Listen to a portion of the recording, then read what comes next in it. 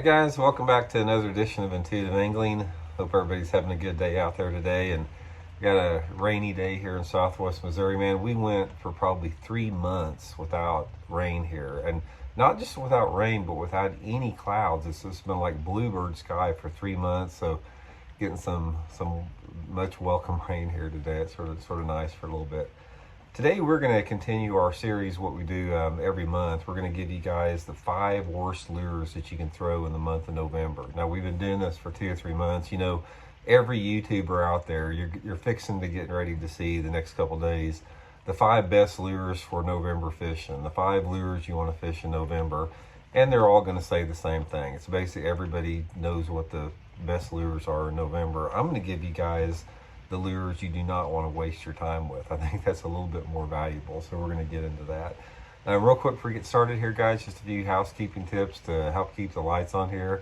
If you haven't had a chance, please check out our View Products tab. When you click on the video, it says View Products.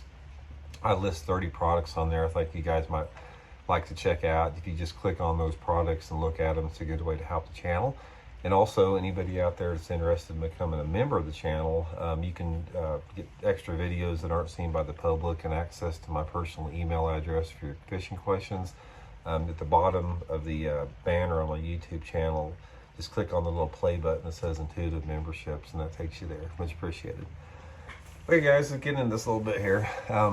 One thing I'll say about November fishing before we get started here, there are a lot of options in November. I'm guessing that November has got probably some of the most diversity in fishing about any month of the year. There's a lot of different things that work in November, depending upon the lake that you're fishing. You know, the characteristic of the lake you're fishing in terms of the geographical location, the water clarity, water temperature, water level, all that type of stuff plays into it. But there's a lot of things working because the thermocline has dissipated for the most part. That puts fish in a wide range of depths, you know, that you can potentially catch fish in. You can catch fish in a foot of water. You can catch fish in 60 foot of water or suspended. The lakes usually fish good from one end to the other. There's just a lot going on. But I'm going to give you guys 5 baits that you really don't want to waste your time with. It's really, you're not going to catch that many fish on them. So we're going to go through the 5. The first one, guys, is a big worm. You know, and not just a big worm, but a Texas rig plastic worm in general, particularly the larger sizes. There's something about in November when the daylight hours start to get shorter, water temperatures cool down a little bit, they sort of get off the plastic worms a little bit. They work good up into the summer, into the fall, mid type of fall, but you'll notice in late fall, particularly in November, big worms, Texas rig worms, become less of effective. Next one we'll talk about, guys, is deep diving crankbaits here. Deep diving crankbaits sort of start to go downhill in late summer, early fall, that type of thing. There are some lakes where they'll work decent in October, but for the most part, the way the fish are positioned and the mood and the personality of the fish, you just don't catch many on a deep diving crankbait. They just, there's something about just what the bass prefer, and I've caught very few fish on a deep diving crankbait in the month of November. Next one we talk about is the topwater frog. Now, the frogs work, you know, pretty good in the fall time of the year, especially if you got, you know, shallow grass, shallow vegetation, and that type of stuff. Now, this isn't going to apply so much if you're way south, like if you're in the Gulf Coast states or Florida or something. That's a little bit of an anomaly. But in most impoundments, guys, that frog starts to go downhill in November.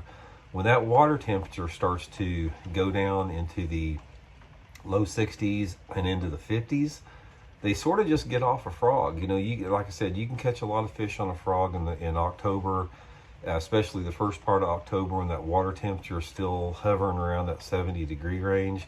But once it starts that consistent drop, and like we have now, it's raining, front coming through, they just sort of get off the frog, so it's not one of my favorite ones. Next one, guys, is just the Senko or a soft plastic stick bait. The Senkos, like I said, this is the #1 bass catching lure, you know, of all time, in my opinion, the soft plastic stick bait. In November, once again, it's sort of like the Texas rig worm.